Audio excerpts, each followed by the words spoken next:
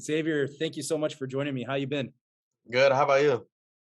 Good. I've talked to you a few times in the past. Last time was before your previous fight in May. Which congratulations, it was a great win. Thank What you.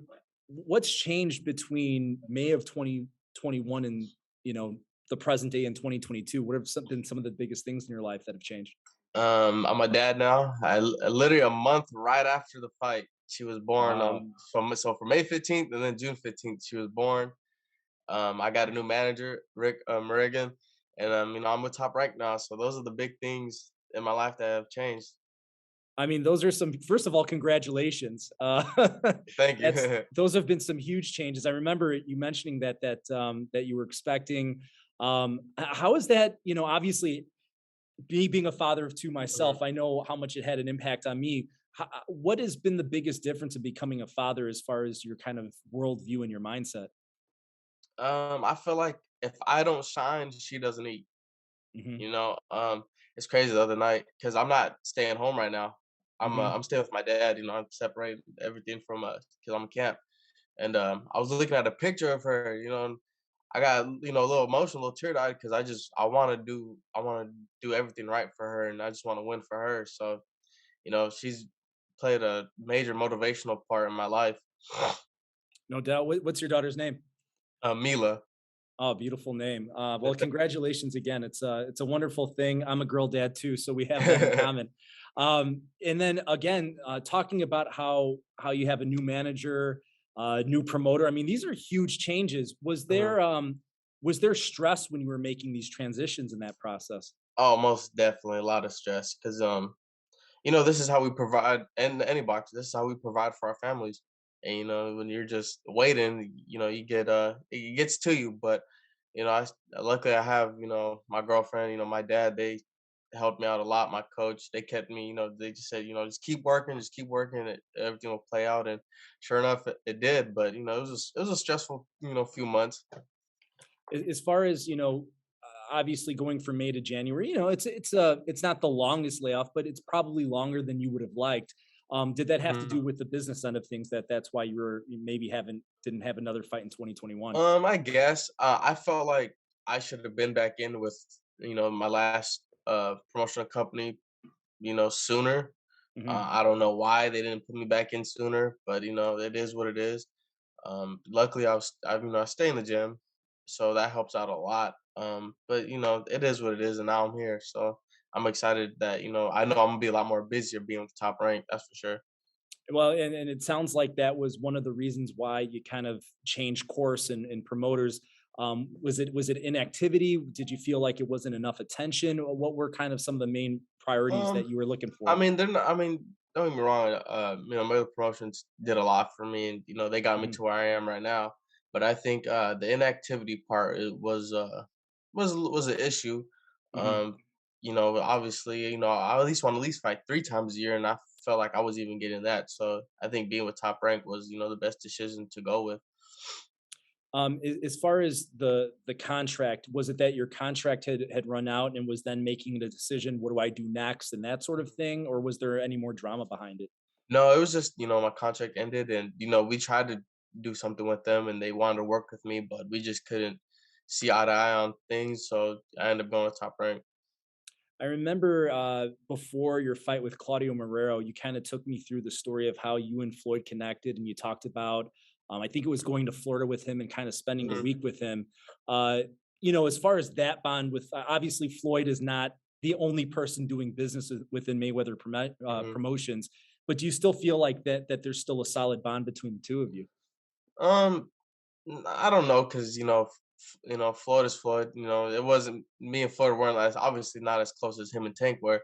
Hmm. I feel like I had more of a, me and Leonard Ellerby dealt with each other a lot more. So me and Leonard Ellerby are cool. He's a real good dude. So that's like I think I had the closest bond to on that company. Hmm. Now, obviously, you you get coordinated in Top Rank with a main event, a big main event against a very good opponent in Robinson Conceicao. Obviously, Robson looked very good in his last bout against Oscar Valdez. What was your take when you kind of watched the film on him in that fight? I think he went in there and he really wanted to win that fight. He went in there with a game plan, obviously, and his game plan was working. He went in there with the game plan and he was executing it.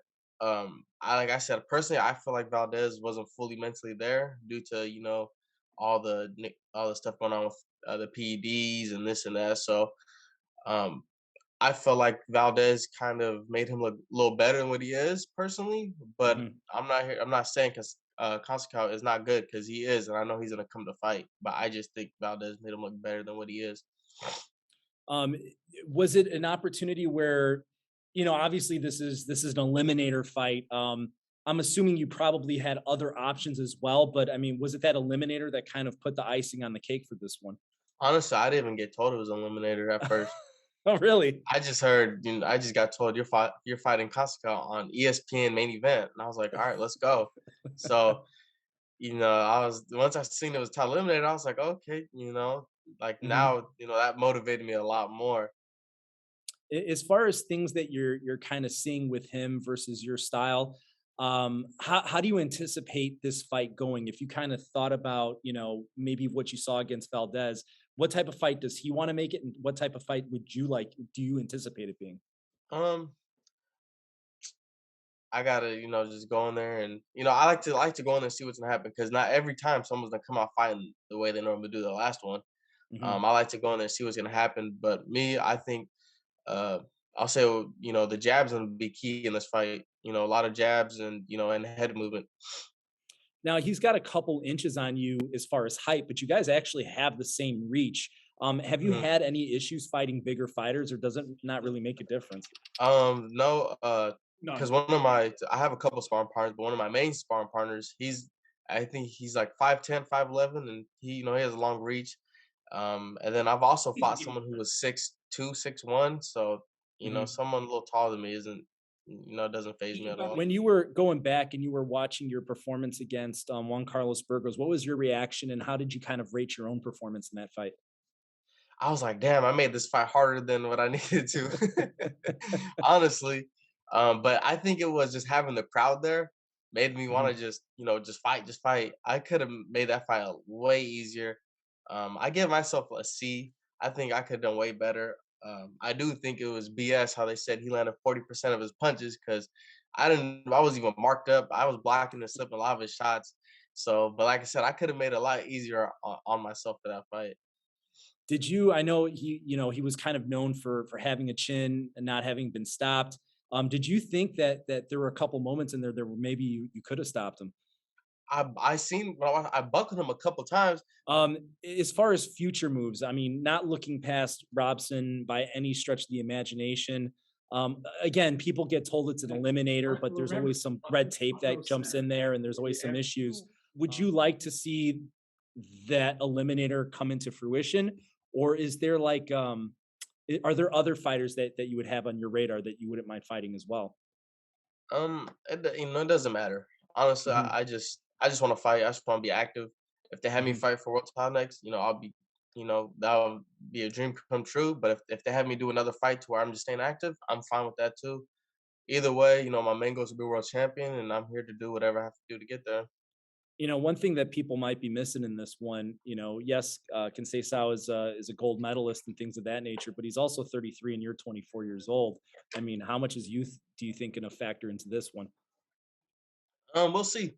Mhm. We can't always assume just age. That someone's breaking down. We'll see, but we'll see on fight night if if him being 33 matters. I hear you. Final question. This is more of a tongue in cheek one, but slightly serious as well. Are you Uh, still getting any DMs from Chris Colbert, or is that stopped? Nah, that stopped. All Nah, right. honestly, I don't even. I'm tired of going back and forth. This is how I say it's either we fight or we don't fight. I feel I Mhm. already said what I need to say. He said what he needed to say. So at the end of the day, when we fight, we just fight. I hear you. Well, congratulations on the new home at Top Rank. Congratulations on being a father, and I look forward to seeing your next fight. Thank you. I appreciate it. Have a great day. Thanks. You have a good one, Xavier.